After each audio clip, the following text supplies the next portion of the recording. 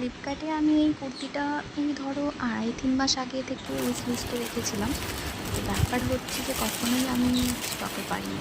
তো যখন আমি ফাইনালি স্টকে পাই, এই রেডটা আমি পাইনি, এই প্রিন্টেরই ব্ল্যাক কালারেরটা আমি পেয়েছিলাম। এবং সেটা আমার হাতে আসার পর আমি তো ভীষণই খুশি, কারণ ম্যাটেরিয়ালটা যথেষ্ট ভালো, একদম কটনের।